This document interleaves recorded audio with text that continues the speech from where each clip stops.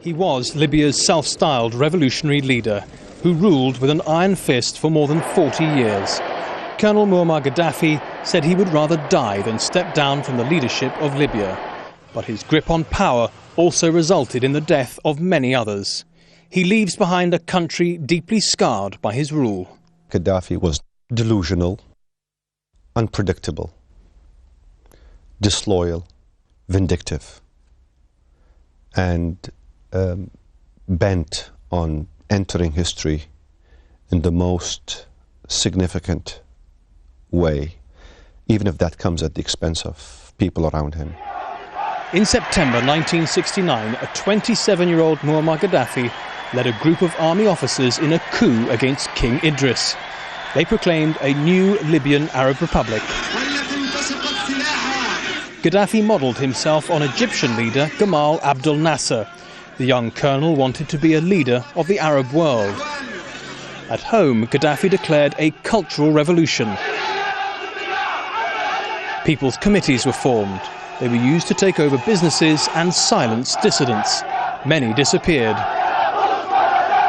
Gaddafi published the Green Book, which established the rule of the masses.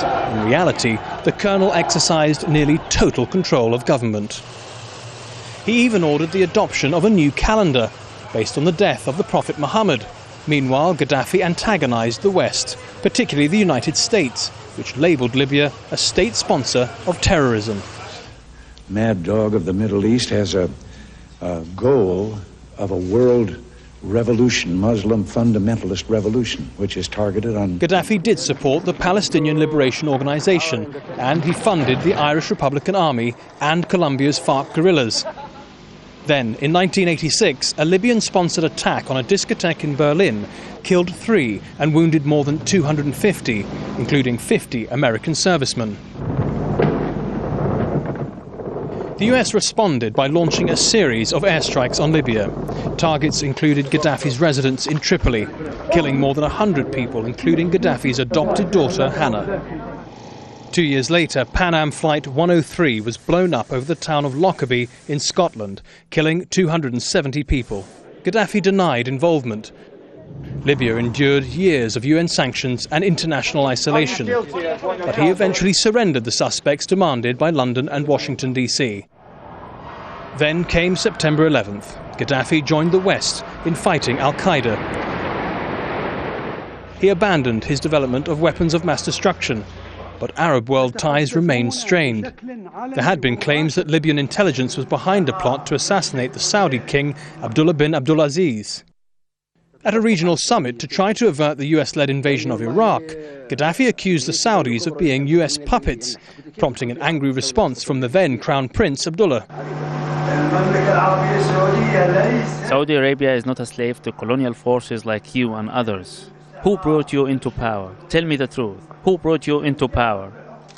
By then, Gaddafi had done enough to be welcomed back onto the world stage, playing host to world leaders in the spotlight.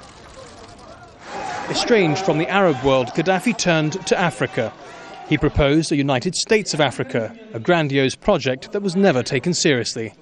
As an uprising against Gaddafi gathered earlier this year, he blamed everyone from the United States to al-Qaeda and the so-called drugged-up rats and cats of Libya. In one of his last televised addresses, Gaddafi threatened massive violence to quash protesters. Following a push through Libya by opposition groups backed by NATO firepower, Gaddafi lost his grip on Tripoli.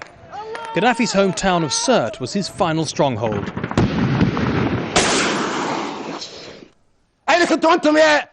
Africa, and the Arab world's longest ruling leader, has left Libya in tatters. Despite its oil wealth, the vast majority of Libyans live on around $2 a day. 40% are jobless. Many will remember Gaddafi as the leader who set Libya back many years. Matthew Moore, Al Jazeera.